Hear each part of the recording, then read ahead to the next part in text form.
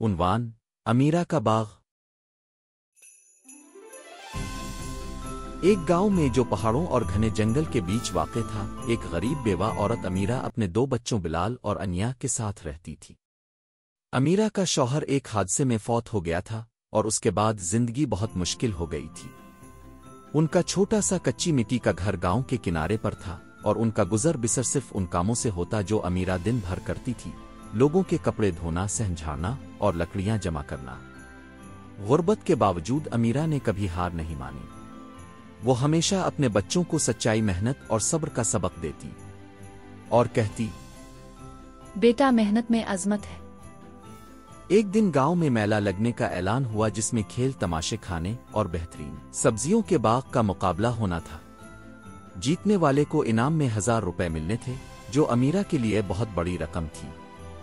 بلال اور انیا خوشی سے بولے: ماں جی، ہم بھی باغ بنائیں گے اور مقابلے میں حصہ لیں گے۔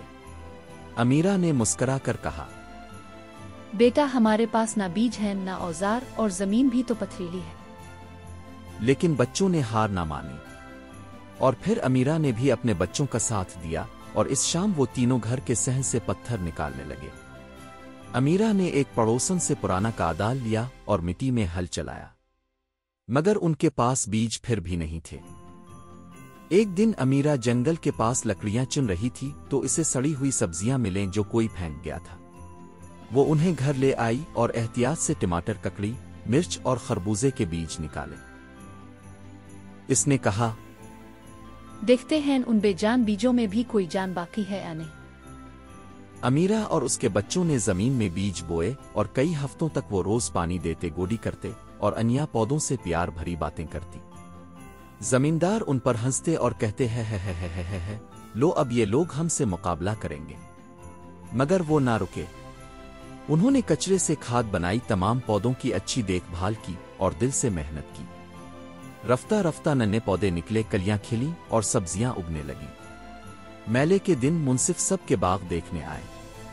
کچھ بڑے بڑے باغ قیمتی بیج اور فینسی باڑوں والے تھے، مگر جب وہ امیرہ کے چھوٹے سے باغ میں پہنچے، انہوں نے دیکھا کہ پودے جیسے انیا کی آواز پر کھلکھلا رہے ہیں۔